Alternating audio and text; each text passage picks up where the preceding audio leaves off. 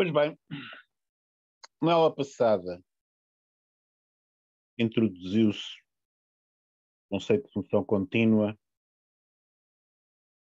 para funções definidas em subconjuntos de Rn e com valores em Rm. A definição de continuidade é esta, que está aqui, formulada invocando o conceito de bola em Rn. Podia-se escrever isto de maneira ligeiramente diferente, só envolvendo normas, que eu fiz segunda-feira, provavelmente. E na segunda-feira vimos uma série de resultados que permitiam decidir se uma função era contínua ou não e que já eram conhecidos de cálculo 1. Por exemplo, o critério Dine de continuidade envolvendo sucessões, era uma condição necessária e suficiente.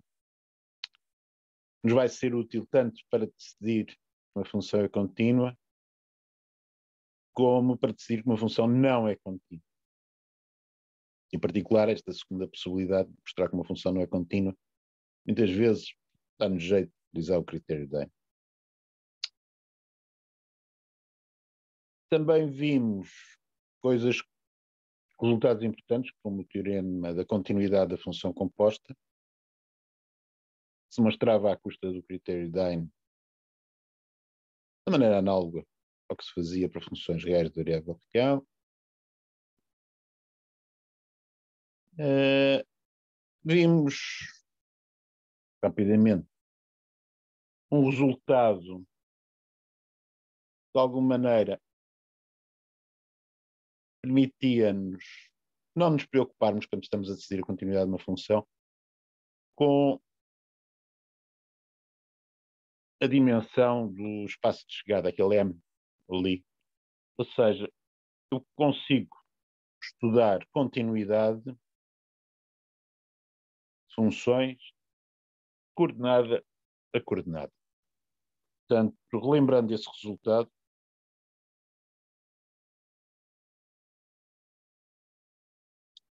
portanto, F é contínua,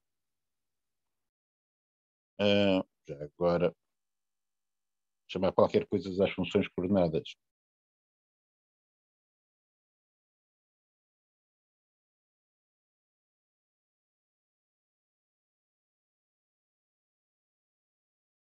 É contínua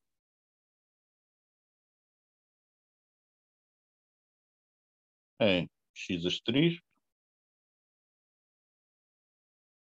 se e só se cada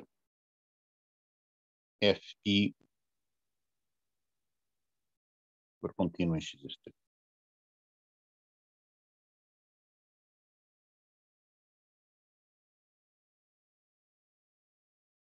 Okay. Ou seja, aquele M da dimensão do espaço de chegada, pelo menos quando estivermos a lidar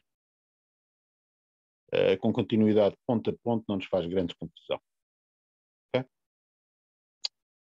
Isso já não se passa com a dimensão do espaço de partida, ou o N. Portanto, aqui o N já nos vai, não propriamente ao nível de resultados teóricos, mas ao nível do se decidirmos comezinhamente se uma função é contínua ou não, em exemplos relativamente simples, já nos vai causar algumas complicações. E onde estávamos na aula passada era exatamente a ver um exemplo sobre isso. Portanto,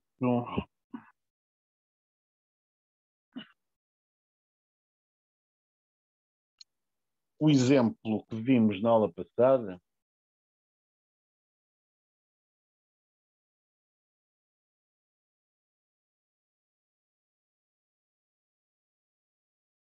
era uma função de R2, valores reais,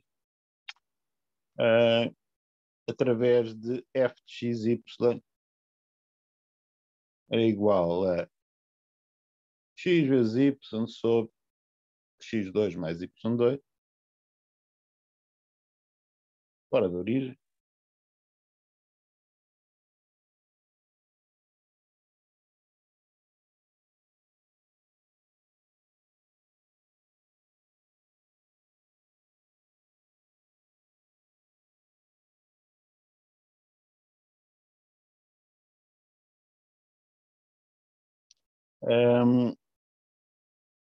E zero, se x, y é igual a 0, 0. Esta função verificava f 0y igual a 0 qualquer que fosse o y, f de x 0 igual a 0 qualquer que fosse o x. E, no entanto,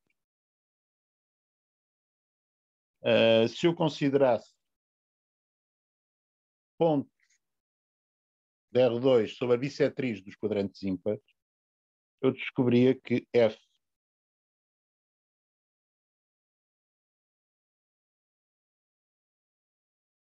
lambda lambda era igual a 1 meio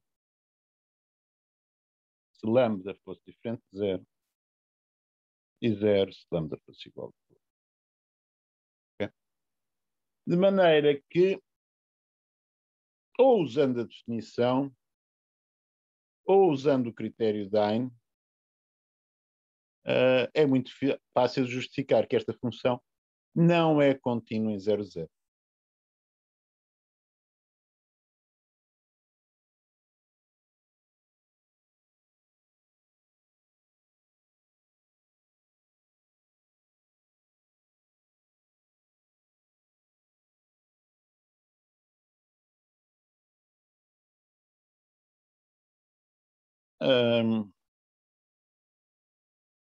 Usando o critério Dine,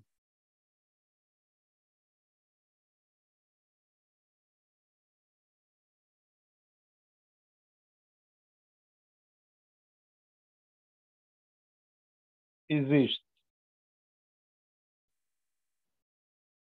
uma sucessão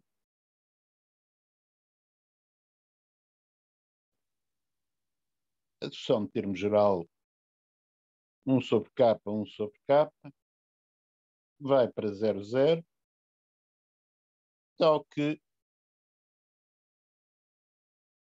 f de 1 sobre k, 1 sobre k, que é sempre igual a 1 meio, não vai para 0. Okay? E para ter continuidade, teria que o limite ou é o 0, que é o f de 0, 0, não é?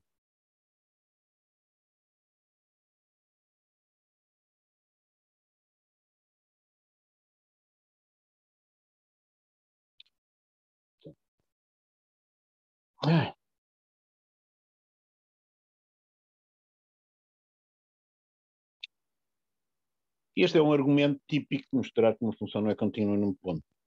Exibimos uma sucessão de pontos, converge para o ponto do domínio e tal que os valores não convergem para o valor da função. Esta função f é contínua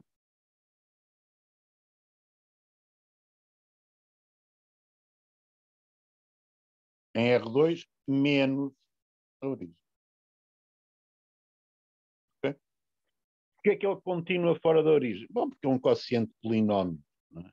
É uma função racional e é fácil mostrar que polinómios são funções contínuas e quociente de duas funções contínuas é também uma função contínua. Há várias maneiras de fazer isso, podem-se entreter, mas há maneiras diferentes, baseadas nos resultados mencionados na última aula, de obter esse resultado.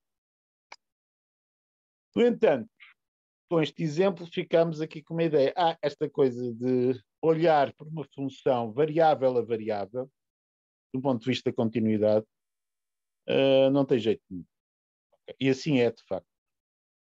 A razão profunda para isso é a falta de ordem Rn com n maior ou igual a 2. Okay? Vamos ver outros exemplos do mesmo género para tentar perceber como é que podemos decidir se uma função é contínua ou não, quando não temos à nossa disposição nenhum daqueles resultados de carregar pela boca para decidir da continuidade. Okay? Portanto, vamos fazer um outro exemplo ligeiramente diferente. Okay? Portanto, o meu novo exemplo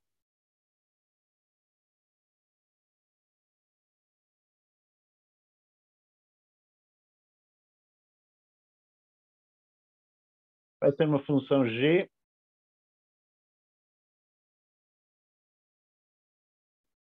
definida em R2, mas desta vez por algo um bocadinho diferente.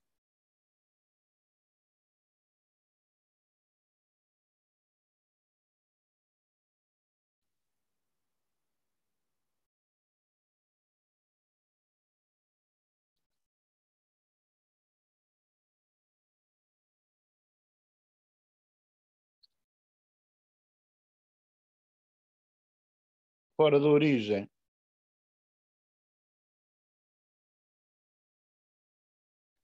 função é definida por x² y a dividir por x2 mais y2 e é zero também na origem.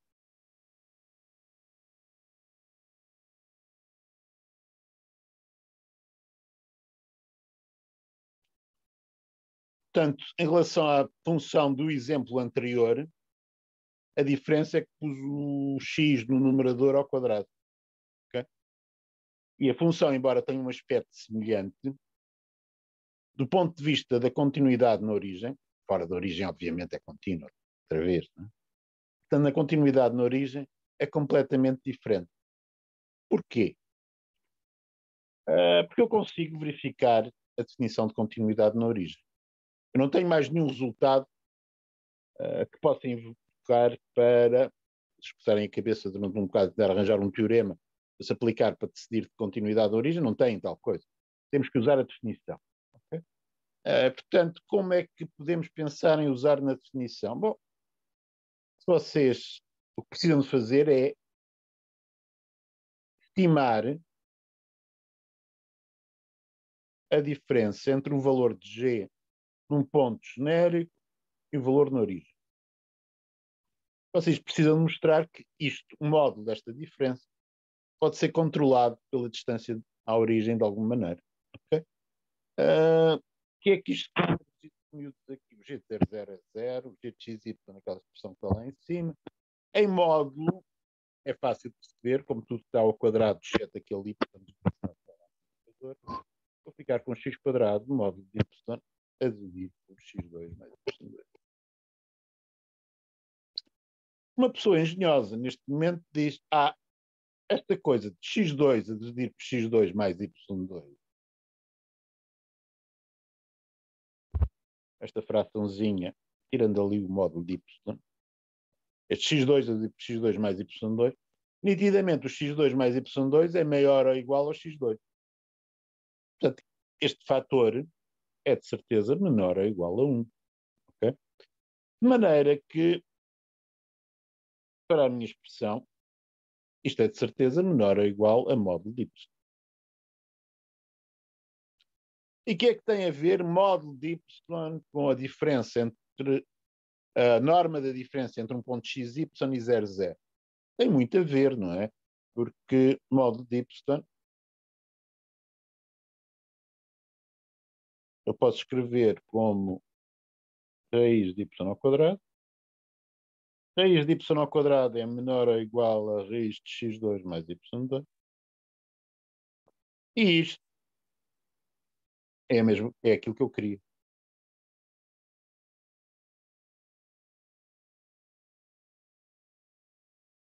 Portanto, na definição de continuidade na origem, o que eu quero dizer é que se esta última expressão for menor do que um delta, então posso afirmar que o módulo de g de x, y menos g de 0 é menor do que epsilon.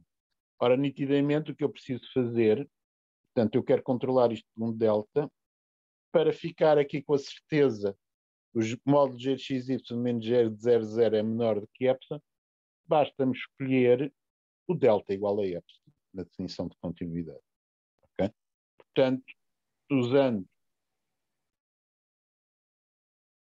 a definição de continuidade,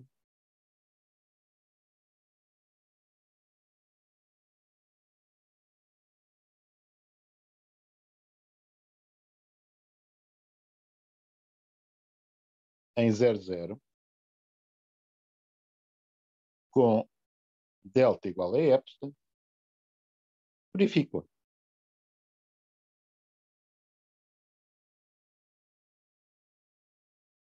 Ok? Portanto, Vitória conseguiu provar que esta função é contínua na origem. Doutor, eu tenho uma dúvida. Desculpe interromper, Diga. eu tenho uma dúvida. Eu não percebi a passagem do módulo do Y, e quando da parte que tinha os módulos, para a parte que tinha as raízes. Se eu podia voltar a explicar.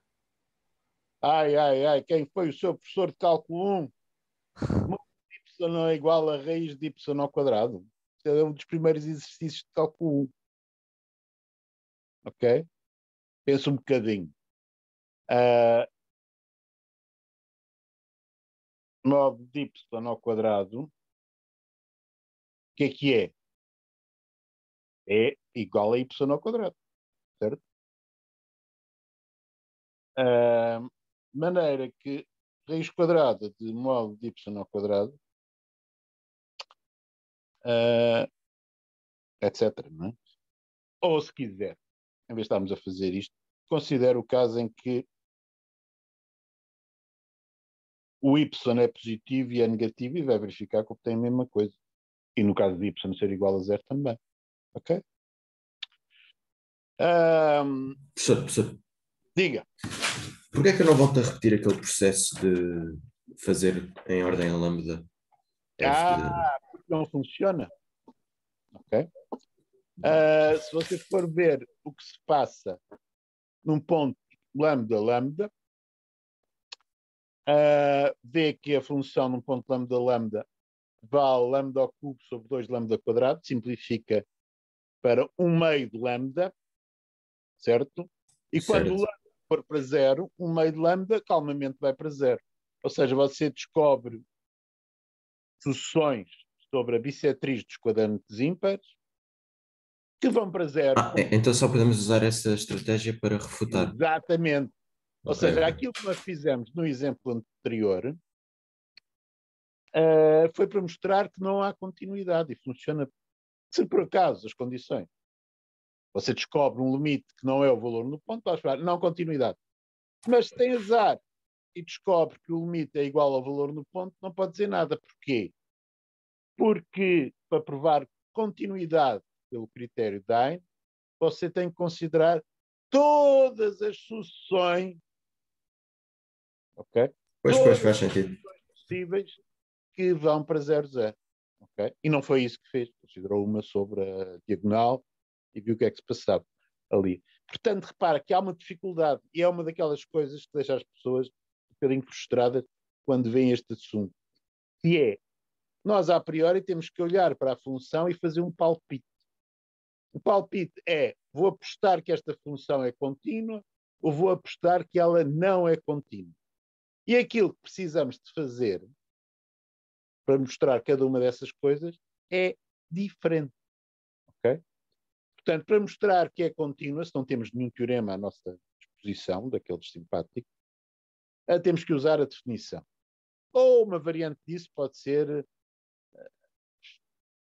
temos que fazer uma desigualdade destas, não é? Portanto, a certa altura habitua-se, eu tenho que fazer estas desigualdades e depois se o lado direito tender para 0, então, ou seja, pode-se escamotear aqui a definição de continuidade e dizer que estou a fazer uma comparação.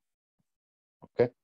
Para mostrar não continuidade, o que eu preciso fazer é dar exemplo de uma sucessão que não verifica o critério Dine, okay?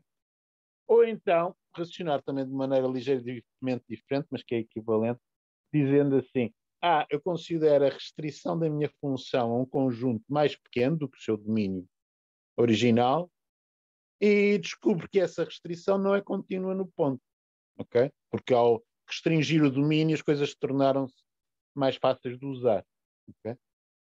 E basicamente foi isso também que eu fiz da outra vez e que revi há bocado. Restringi a minha função à diagonal dos quadrantes ímpares e mostrei que essa função não era contínua em zero. Okay? Portanto, essas são as duas ideias centrais para mostrar que uma função não é contínua num ponto. Ou pensar em termos de critério de Einstein, ou pensar em termos de restrição de domínio. Já agora, eu vou escrever aqui a proposição muito simples que nós podemos enunciar, já agora que tivemos a iniciar uma série de proposições sobre continuidade alguma vez. Não enunciei esta, mas posso enunciá-la, e de facto o que eu vou fazer às vezes para provar não continuidade é invocá-la. Se, ainda com aquelas convenções que eu fiz no princípio para o F, certo? Se S for um subconjunto do A, o A era o domínio do F, okay? E F é contínua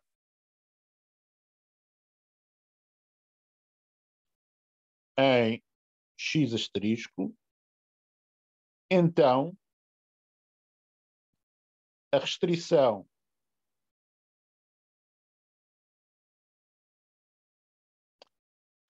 em X asterisco, e vamos supor que o X asterisco pertence ao S, ok? Portanto, tem que ser uma restrição a um conjunto que contém o ponto sobre o qual estamos a discutir continuidade. Então a restrição a S é contínua.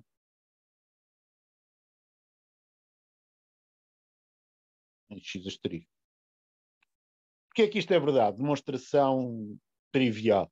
Porque nas condições da definição de continuidade, vocês estão a considerar um conjunto mais pequeno para os X possíveis. Ok? De maneira que, se a implicação funcionava para muito X, também funciona para um subconjunto deles. Portanto, isto é uma grandíssima trivialidade. Okay? No entanto, por acaso, vocês pegam numa função, restringem um conjunto mais pequenino, mas que ainda contém ponto, e conseguem provar, esta assim, de certeza que não é contínua. Então a função original não era contínua. Okay? Portanto, esta é uma ideia, daquelas ideias triviais, mas muito úteis. Okay? Vamos ver outra vez uma situação em que esta ideia é útil. Portanto, vamos ver um terceiro exemplo deste género. Professor, posso só perguntar uma coisa? Pode. Como é que o professor meteu a raiz de x ao quadrado mais y ao quadrado maior ou igual que a raiz de y ao quadrado? Eu percebi o raiz de y ao quadrado que vinha do módulo, mas não percebi de onde é que vinha a raiz de x ao quadrado. A comparação entre as duas raízes quadradas. Sim. A raiz quadrada é uma função crescente, não é? Se eu junto ao argumento uma coisa maior ou igual a zero, que é o x quadrado, fica uma coisa maior. Não é? Sim, professor, mas poderia dizer isso de outra maneira, ainda não fiquei esclarecido. Se eu tenho dois números, A e B, maiores ou iguais a zero, okay? Então, de certeza, que a raiz quadrada de A é maior ou igual à raiz quadrada de B. Porque raiz quadrada é crescente. Faça A igual a y quadrado e B, desculpe, A igual a x2 mais y2 é igual a y ao quadrado. Eu não percebi como é que o professor sabe que x ao quadrado mais y ao quadrado é maior que y ao quadrado. É isso que eu não percebi. O x quadrado só pode ser maior ou igual a zero. Não é? Sim. Portanto, x quadrado mais y ao quadrado ok. Já percebi, desculpa. Ok? Sim. A sua dificuldade é perfeitamente legítima e é uma coisa que acontece às pessoas nesta altura. Porque eu tenho uma expressão com o y ao quadrado e vocês não estão habituados subitamente comparar com uma coisa que tem lá outra variável que não aparecia para trás, porque vocês estão habituados a simplificar. Ok? Portanto, o que eu estou a fazer ali, aparentemente, é complicar. Okay? Mas eu estou a complicar por uma razão. Eu quero fazer aparecer, porque estou a estudar continuidade num ponto, a norma da diferença entre um ponto genérico, XY, e o 00. Portanto, eu tenho um objetivo ao fazer isto. Okay? Portanto, eu quero chegar aqui, aquilo que indiquei agora vermelho, e, portanto, tenho que ver se aquelas coisas que tenho podem ser majoradas, de alguma maneira, por algo envolvendo essa norma. Okay? Portanto, isto, para vocês, é contra a natura temporariamente. Agora garanto-vos que daqui a umas semanas, para vocês acham que isto é o mais trivial possível. Ok? Mas é o nosso cérebro não estar habituado a fazer as coisas assim. Ok? Então não se esqueçam. Nós estamos a fazer isto, não porque estou a fazer uma simplificação qualquer no universo em que tenho toda a liberdade, mas porque tenho um objetivo. E esse objetivo é chegar a esta coisa que eu assinalei ali a vermelho. Okay? Se eu quero provar continuidade, pela definição, tenho que fazer isso. Okay? Bom, Mas quero meter que é menor com certo delta. Porque é que na igualdade ele é superior? Ou seja, não devia ser menor? eu... Imagina, nessa Não. inequação não faz sentido nenhum. Mas estou a dizer, não devemos É, arranjar uma inequação. portanto, se você quer provar, você quer provar que se aquela coisa que eu assinalei a vermelho for menor que delta, então a coisa que eu estou a assinalar a azul agora também é menor que delta. Ok? Para estabelecer isso, o que faz é mostrar que a coisa azul é menor ou igual à coisa a vermelho. Ok, ok. Maria percebe. Portanto, é essa a ideia que está por trás disto. Okay? Portanto, na definição, nós temos que garantir que as diferenças de valores no contradomínio são pequenas, desde que escolhemos diferenças de valores no domínio pequenas. Para isso temos que começar a pegar em distâncias entre valores no contradomínio e tentar majorá-los por distâncias convenientes entre pontos no domínio. Okay? Portanto, é isso que estamos a fazer aqui. Bom, mas agora vamos ao terceiro exemplo que eu queria falar.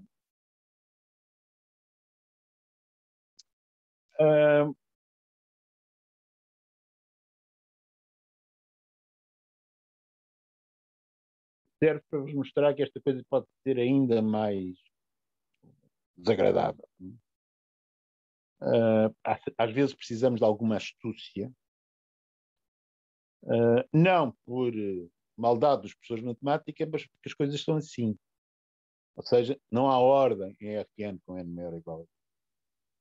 Portanto, vamos arranjar uma outra função, também com um aspecto muito semelhante às duas anteriores. Portanto, este H está definido mais uma vez em R2 com valores em R. E é feito assim. X ao quadrado y. Repare, o numerador é igual ao do exemplo anterior. Mas agora ponho aqui em denominador x à quarta mais y ao quadrado. Ok? Portanto, isto é o que eu quero fora da origem.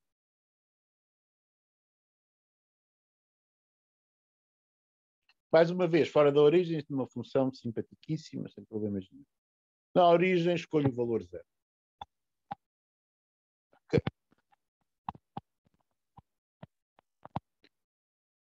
E agora, o meu problema é saber se será H contínuo em 00.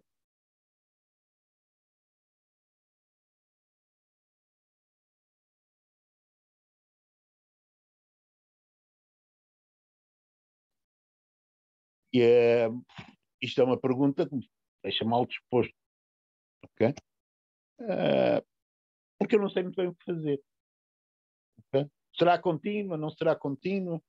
Em qual desses dois cavalos é que eu vou apostar, não é? Qual é que eu acho mais provável. Bom, vocês podem dizer, bom, se eu talvez fosse fazer aquela coisa de considerar sobre as diagonais, sobre a diagonal do primeiro e terceiro quadrante, um x igual a y. Quanto é que é h de lambda ou lambda? Estou aqui a palpar, a tentar descobrir alguma coisa sobre esta função. H de lambda ou lambda é lambda ao cubo a dividir por lambda à quarta mais lambda ao quadrado. Qualquer pessoa sabe. Bom, para lambda diferente de zero, não é? Portanto, para lambda diferente de zero, tenho isto. Isto simplifica lindamente, não é? Fica lambda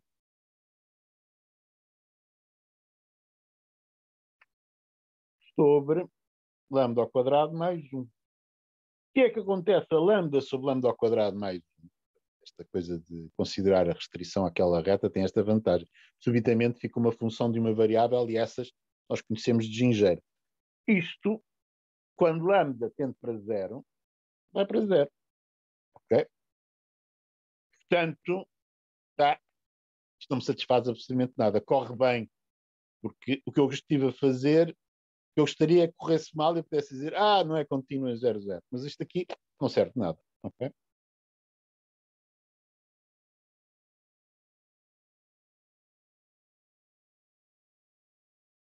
E, bom, e agora? Vamos tentar ver o outro caso, não é? Será que eu consigo fazer alguma coisa com módulo de h de x, y menos h de 0, 0? Bom, isto fica x quadrado módulo de y a dividir por x à quarta mais y ao quadrado. O meu problema agora é que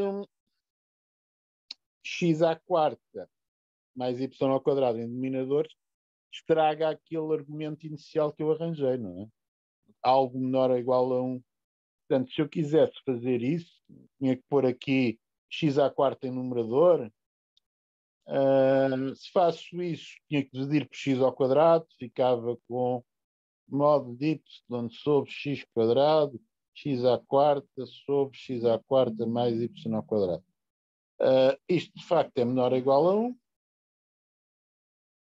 Ok? Mas fica ali com o módulo de y sobre x quadrado que eu não consigo controlar. Porquê? Porque aquele x a dividir estraga tudo. Quando o x vai para zero, aquele x quadrado a dividir arrebenta com aquela coisa. Portanto, isto também não serve. Okay?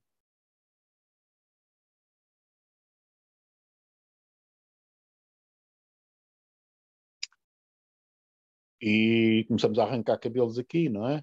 Só porque é que não serve essa parte do x quadrado? Do x à quarta? Porque você quer algo quando x fica pequenino. Agora, módulo de y sobre x quadrado. Ok, já acho que já entendi. Ok? Ok.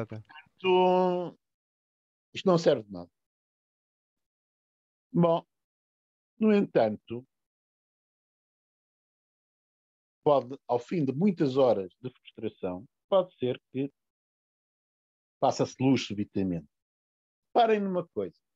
Quando eu considero um ponto sobre a parábola y igual a x quadrado, parábola y igual a x quadrado é muito simpática porque passa na origem, okay?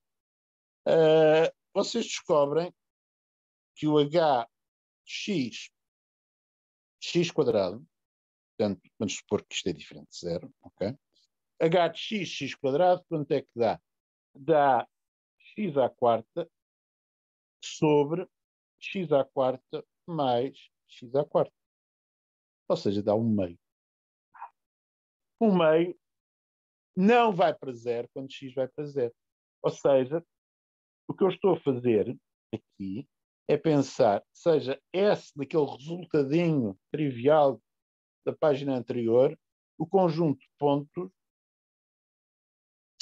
x quadrado, tal que x é real. Okay? Ou seja, a nossa velha amiga parábola, que nos segue há tanto tempo. A restrição desta função à parábola vale 1/2, exceto para x igual a 0. Aí a função vale 0. Ou seja, eu consegui arranjar, restringindo-me à parábola, uma função não contínua. Portanto, este h não é uma função contínua. Okay? Só que desta vez, ter olhado para a bissetriz dos quadrantes ímpar não me serviu absolutamente nada. Tive que arranjar uma parábola. Com a parábola já consegui fazer alguma coisa. Ou seja, a má nova que eu vos estou a dar é que aquilo que eu fiz agora com uma parábola posso fazer com uma curva tão complicada quanto eu queira, que passo por 0,0. Portanto, consigo arranjar exemplos de funções não contínuas na origem, aparentemente contínuas no complementar da origem, em que, para provar não continuidade em 0,0, o que eu tenho que fazer é restringir a minha função a uma linha biruta que passa por 0,0. Okay? E provar que aí a minha função não é contínua. Vocês dizem, mas isso é injusto, uma coisa dessas. Pois é, mas é a realidade. Okay? Claro está que um professor com um mínimo de bom senso vai por essa via para fazer exercícios para fazer saírem testes, não é? No entanto, essa é a realidade. Okay? Portanto, eu tenho de tal maneira liberdade para escolher linhas que passam por um ponto no plano, que posso construir com muita facilidade funções deste género. Okay? Alguns de vocês podem pensar, bom, mas eu fazia retas, fazia parábolas, fazia polinómios, já conseguia. Não, também não dá. Né? Posso me aproximar de um ponto através de uma linha que não é polinomial, ok? Em nenhum sentido capaz, de maneira que este problema sempre existe. Devido, no fundo, ao facto de em R2 já não temos ordenado. Okay? De maneira que, por razões deste género, decidir a continuidade de uma função num ponto, quando eu não tenho à minha disposição um teorema robusto, daqueles simpáticos, pode ser complicado. Okay? Portanto, eu tenho complicações ao decidir continuidade pontual se a dimensão do espaço de partida é maior ou igual a 2. Posso ter exemplos aparentemente muito simples, mas que são relativamente complicados. Portanto, isso contrasta, de alguma maneira, com o tipo de exemplos que vocês viam em cálculo 1. Bom, mas esqueçamos aqui as desgraças deste tipo. No entanto, este tipo de análise que andamos a fazer nestes exemplos, eu espero que em circunstâncias relativamente simples, ou seja, consigam fazer. É uma boa maneira de perceber a definição de continuidade, o critério de Dino, esta ideia de restringir a conjuntos e daí descobrir não continuidade. Vamos falar sobre o segundo tema da aula 2. Portanto, isto era ainda sobre continuidade pontual. Eu agora vou falar 9 e 9. Vamos falar sobre continuidade global. Okay? Portanto, resultados que têm a ver com uma função ser contínua num conjunto grande, entre aspas. O primeiro resultado que eu quero falar-vos desse género é o teorema de Weierstrass.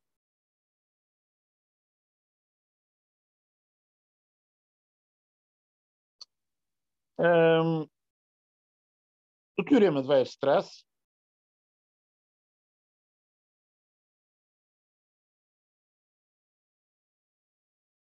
é um teorema importante em cálculo 1.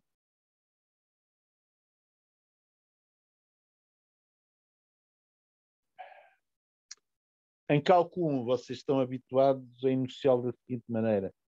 Uma f é uma função contínua num intervalo limitado e fechado, o seu contradomínio é um intervalo limitado e fechado. Bom, em RN, os conjuntos de interesse raramente são intervalos. Okay? A não ser que nós estejamos a dar os primeiros passos na definição de integral ou qualquer coisa do género. Né? Mas em exemplos, os conjuntos não são necessariamente intervalos. De maneira que não é de espantar que desse enunciado a palavra intervalo desapareça e passemos a ter um resultado que é verdadeiro e que vai ser o nosso novo teorema de Weierstrass. Portanto, F com um certo domínio, vamos chamar K, em Rn, valores em Rn,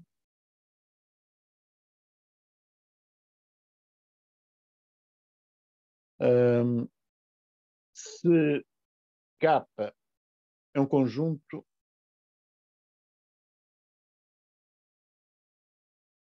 limitado e fechado,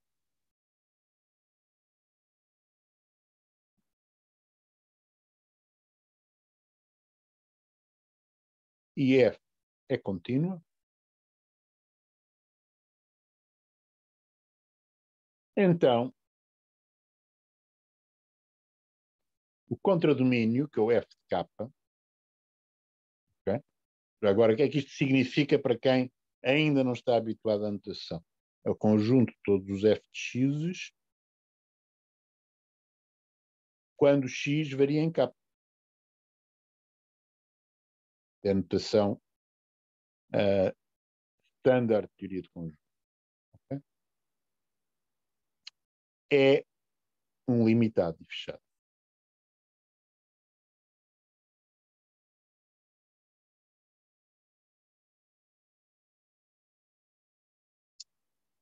É isto o enunciado do teorema de Weierstrass. É o nosso primeiro resultado sobre continuidade global. Porquê é que isto é verdade? Bom, mais ou menos pelas mesmas razões que o teorema de Weierstrass funcionava em cálculo 1. Okay? Nós já temos tudo preparado, embora não pareça, para demonstrarmos o teorema de Weierstrass de maneira relativamente simples.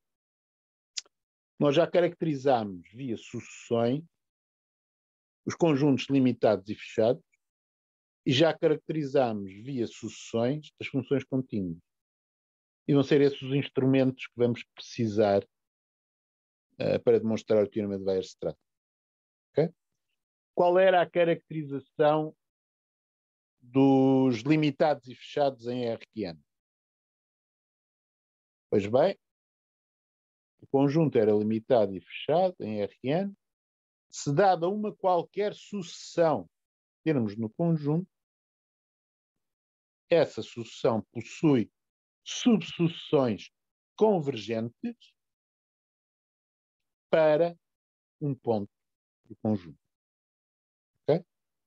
Portanto, reparem, uma coisa é possuir subsucessões convergentes, que vinha do teorema de Bolzano-Weierstrass, para um ponto do conjunto, vinha da caracterização de fechado via sucessões. Também já fizemos. Caracterização das funções contínuas por sucessões. É o critério. Okay? Portanto, vão ser estes os dois instrumentos que servem para demonstrar o teorema de Weierstrass. Como é que fazemos? Bom, nós precisamos é dar uma sucessão qualquer no contradomínio e mostrar que possui uma subsucessão convergente para um ponto do contradomínio. Certo? De acordo? É isso a caracterização de limitado e fechado. Portanto, seja YJ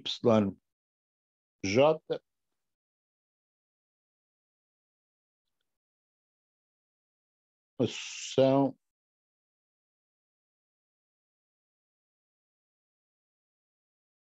em F de K. Okay? Queremos mostrar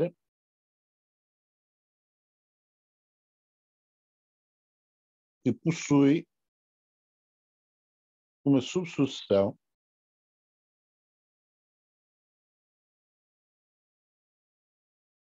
convergente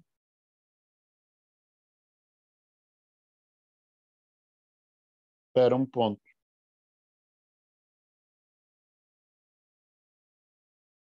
de f de k. Ok?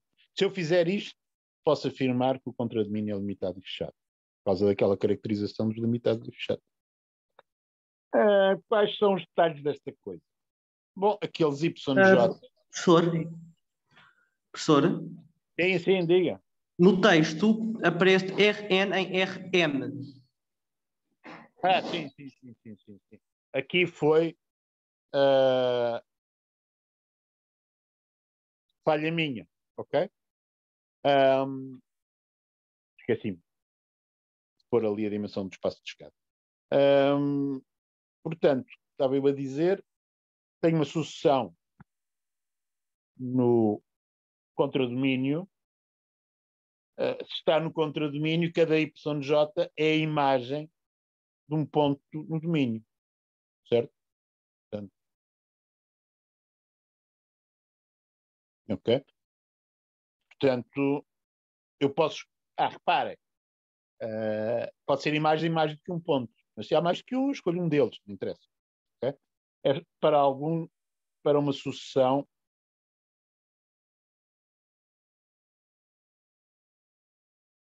XJ no domínio. Okay? Portanto, andei para trás para o domínio. Portanto, aí eu sei que o domínio é limitado e fechado. Okay? Como o domínio é limitado e fechado,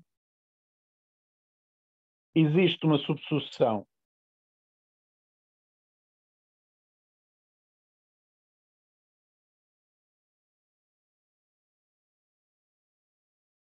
desta,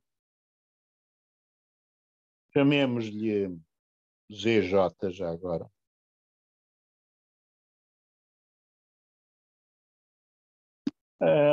Não se esqueçam que o ZJ é a subsucessão do XJ e que os XJ tinham como imagem os YJ. Tal que ZJ converge para um certo Z também pertencente a K. Portanto, é que neste momento eu usei que o K mínimo é um limitado e fechado. Okay? O que é que eu preciso de fazer mais? Bom, eu preciso voltar para o contradomínio, não é?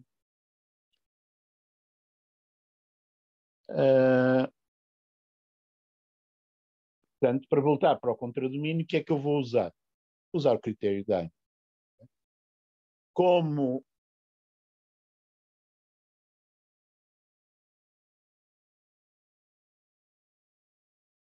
ZJ converge para um certo Z, F de ZJ converge para F de Z, certo? Pelo critério de Hain.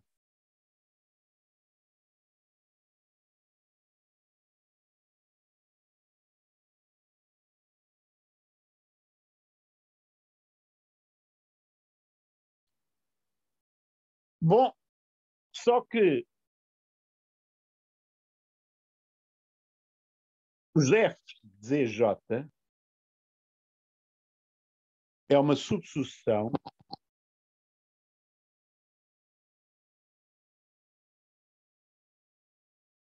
dos YJ. Okay? Com que tínhamos começado. Portanto, bom, e agora pontinhos, não é? Portanto, o FZJ é uma subsucessão dos YJ, que era a minha sucessão original, e converge para FZ. Bom, FZ é um ponto do contradomínio, por definição. Okay? Ou seja, acabo de verificar a caracterização dos limitados e fechados. Tinha. Okay? Portanto, o contradomínio, de facto, é limitado e fechado.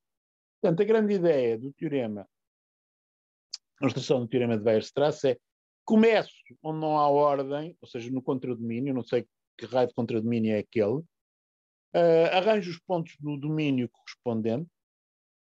Os pontos do domínio correspondente já se portam razoavelmente bem, porque o domínio é limitado e fechado. Aí posso extrair uma subsucessão que é convergente para um ponto do domínio. Depois uso o critério da Heine para voltar para o contradomínio. Ora bem, os pontos que eu arranjo assim no contradomínio formam uma subsucessão da sucessão original que converge para um ponto, da maneira que eu construí isto, é um ponto do contradomínio. Okay? Portanto, isto demonstra completamente o teorema de Weierstrass. Para que é que vamos usar o teorema de Weierstrass? Vamos usar o teorema de Weierstrass em coisas como problemas de maximização, minimização. Okay? Portanto, até agora isto pode ter parecido o teorema de Weierstrass uma coisa muito abstrata. Vamos fazer um exemplo corriqueiro muito concreto. Okay? Portanto, exemplo de aplicação do teorema de Weierstrass. Já agora, neste exemplo, vão aparecer coisas de noções topológicas. Okay? Portanto, aquelas coisas que andámos a definir de fecho, fronteira, interior e tal, vão aparecer agora no exemplo. Vão-me dar jeito lá nela. Okay? Se eu não tivesse essas noções à minha disposição, só explicar o exemplo seria mais complicado. Vamos considerar uma função zeta f definida num certo subconjunto de R2. Vamos chamar T, a ser um T de triângulo, vocês já devem conhecer os meus hábitos. Vai ser o conjunto dos pontos x, y, de R2, tais que x é maior ou igual a 0, y maior ou igual a 0 e x mais y é menor ou igual a 1. Ok? Portanto, é o velho triângulo que eu já usei várias vezes, não é?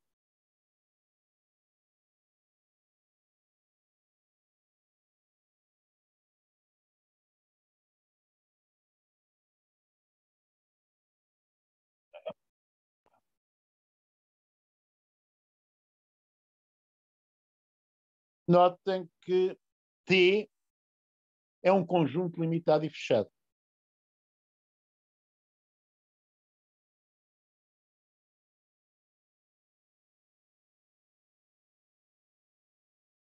Bom, limitado é óbvio, não é? Está contido no quadrado 0,1 por 0,1.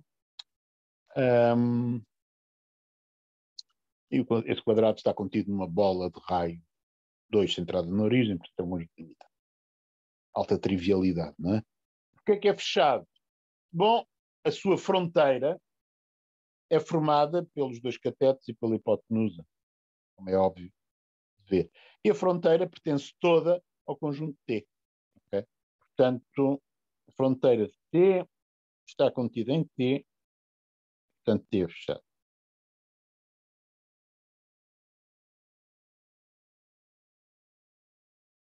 Okay? Bom, e agora vou definir a minha função f. Vou dar à minha função f um aspecto bastante horrível. Não muito. F de x, y, x quadrado, y ao cubo, 1 menos x menos y. Portanto, o meu conjunto pode parecer assim trivial, mas vocês têm aqui um polinómio de sexto grau em duas variáveis, eu vou considerar. Este polinómio, obviamente, é uma função contínua, não é? Já vimos que os polinómios são funções contínuas, portanto,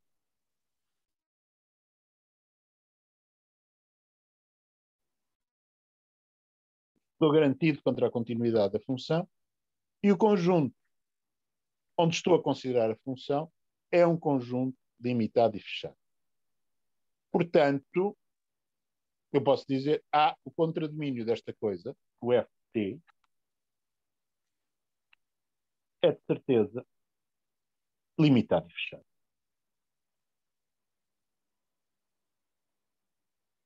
Portanto, FT, contradomínio, é limitado e fechado pelo teorema de Weierstrass.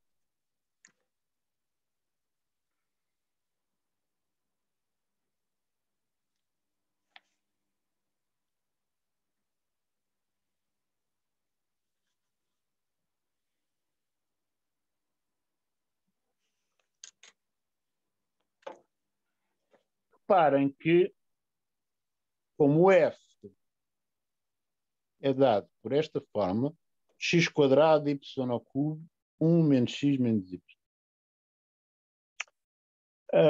Em t, bom, o x quadrado é sempre maior ou igual a 0. Okay? O y ao cubo em t é maior ou igual a 0. O y é maior ou igual a 0.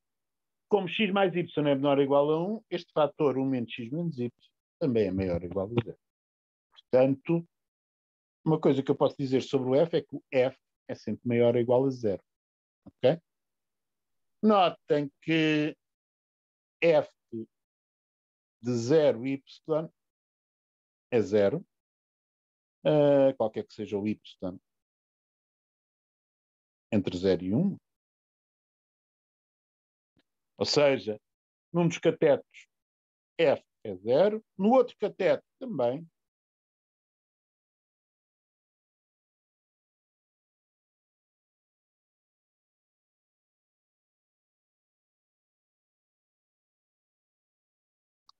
E finalmente, num ponto x 1 menos x, que é um ponto da hipotenusa, reparem que o fator 1 menos x menos y dá 0, não é que aqui também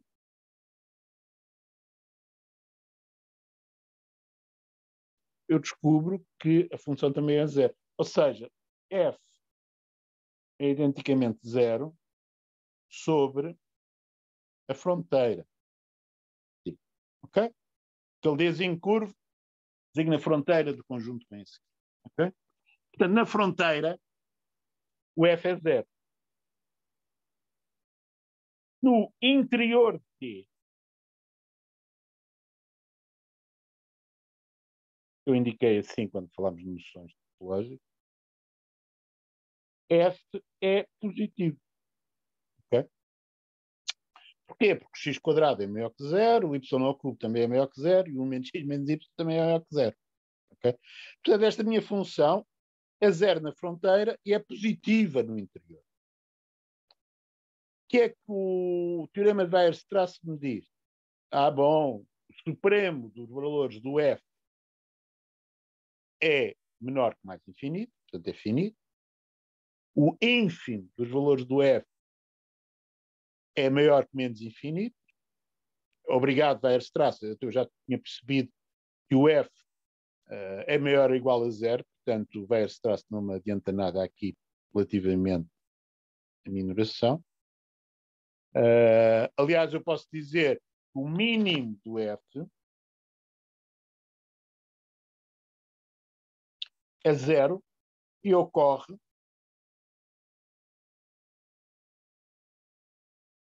sobre a fronteira. Okay?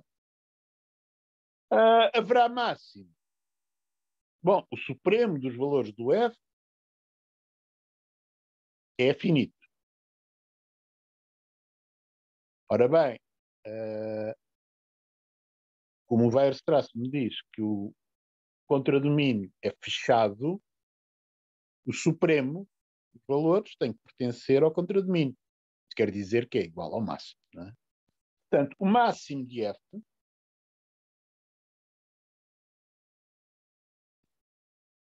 é maior que 0, obviamente, no interior a função toma valores positivos, e ocorre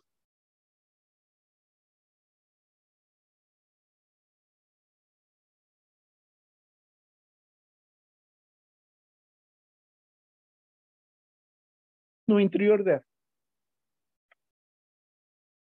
O que Weierstrass está a fazer aqui é dizer, de certeza, no estudo deste crime, digamos assim, há um criminoso, há um máximo do f.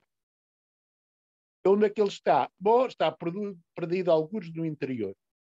Okay? Mas que há máximo? Há máximo.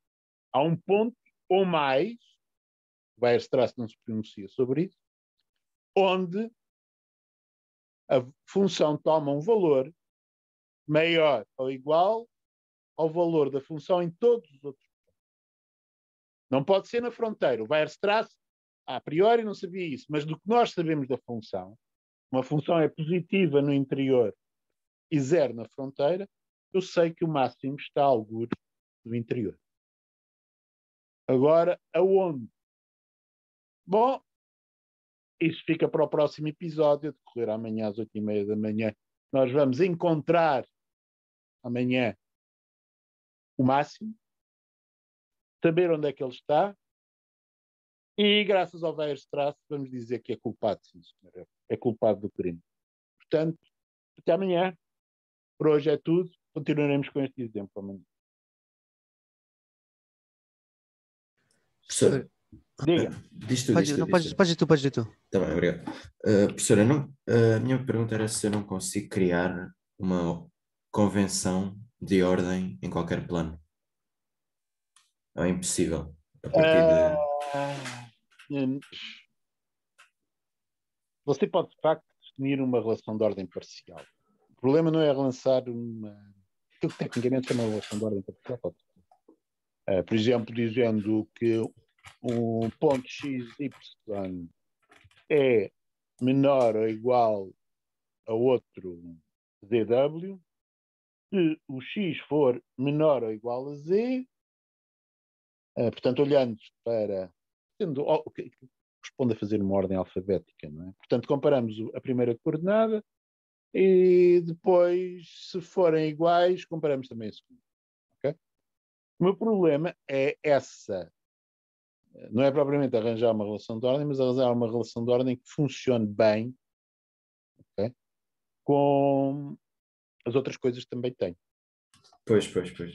Poderia ser que houvesse uma que funcionasse também. Exatamente. Você vai ver, portanto, em análise complexa, okay? Que se quisermos dar uma estrutura de corpo R2, que é o que estamos a fazer nos complexos, depois nós dissermos o I dos números complexos é maior que zero. Você começa a fazer contas usando aqueles axiomas de ordem de corpo que tinha em cálculo 1 para os reais. E rapidamente descobre que chega a uma contradição. O I era maior que zero, mas depois descobre que aplicando os axiomas também é menor que zero e isso não pode ocorrer disparado. Okay? Portanto, acontecem coisas dessas. Está bom? Está certo, obrigado. A questão é mais complicada do que isso, mas isso é um primeiro passo para entender. Okay? Ou seja, o que você precisa de fazer é dizer se o I é maior que zero, I vezes I também é maior que zero. Ok? Bom, mas I ao quadrado é menos 1. Menos 1 maior que zero, você já está a ver que já está em terreno difícil, não é? E continua por aí fora e vê que as coisas não bate certo. Tá bom? Está certo, obrigado. Não é uma coisa? Parecia que vocês eram dois. Eu tenho uma dúvida. Sim. Imagina que estamos a integrar em x, y, z e decidimos fazer a projeção em x, y, ou seja, metemos dois integrais à esquerda e depois no início fazíamos o integral em z. Sim. Assim. Nós para fazer os termos de integração em z, basta-nos encontrar uma expressão qualquer que relacione também o x e o y, ou é alguma coisa específica? Bom, você quer saber para cada x e y fixado, quer saber os valores de z em que entra ou sai na região. Ok? Se a região for particularmente simples, você entra num e sai no outro, ou seja, para cada XY fixado, você encontra dois pontos fronteiros para a região. Geralmente, para um, você tem uma expressão analítica do que se passa nessa parte da fronteira e para o outro tem outra expressão analítica. Portanto, tem que resolver em Z em ordem a XY em duas equações. Ok? Pelo menos, não é? Imaginando aquele exemplo que o professor tinha dado, penso que era um plano que interceptava o ponto x igual a 1, y igual a 1 e z igual a 1. Seria imaginar a projeção no x e y e interceptar... Eu não sei o que é que você está a pensar, Deixa-me aqui pôr aqui um quadro branco. Mas qual era o exemplo? Era o tetraedro? Uh, Não. não, era um plano que interceptava os pontos x igual a 1, y igual a 1 e z igual a 1. Sim, mas isso é o do tetraedro. Portanto, era um plano assim. Sim, era mesmo isso. Portanto, o que você queria fazer era para, portanto, integrar primeiro em ordem a z. Ao integrar em ordem a z, qualquer linha vertical, portanto, que é um conjunto em que o xy está fixado cá embaixo da projeção, você apanha dois pontos fronteiros. Um, que é este aqui, está na superfície de equação x mais y mais z igual a 1, e este aqui está na z igual a 0. Não é? Esta segunda, as coisas já estão, você já sabe qual é, z igual a 0. Na outra, tem que pegar na equação e resolver em ordem a z, dá z igual a 1 menos x menos z. O que é que pode acontecer em geral mais complicado do que isto?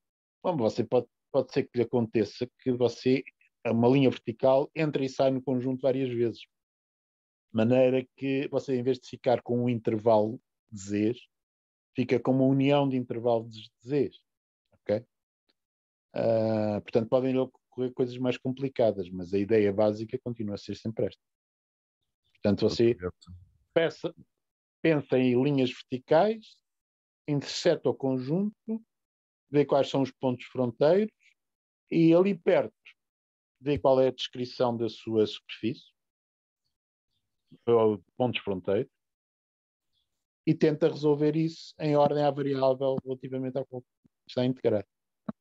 E depois, está que depois isto pode ser mais complicado porque a descrição dos pontos fronteiros pode ser relativamente mais complicada do que esta. E em particular pode ser de tal maneira complicada que você não possa resolver em ordem ao z, imagina, okay? Por razões algébricas. Claro está que naquelas coisas que saem em testes e exames você pode resolver em ordem ao z, ok? Mas isso é num mundo em que não há dificuldades reais, está bem? E depois quando tratávamos da parte da projeção em x e y, imagino que escolhemos primeiro o y, depois tínhamos de arranjar uma expressão para o x. Espera aí, o y ou o x, conforme você quiser. Sim, estou a dizer... Mas escolher o y, portanto, depois a projeção é um triângulo e você faz a mesma coisa só com uma dimensão a menos. Portanto, se quer integrar em ordem a y, o que está a fazer é considerar uma linha em que o y varia e o x está fixo. Há bocado era o x e y que estavam fixos, agora é o x que está fixo.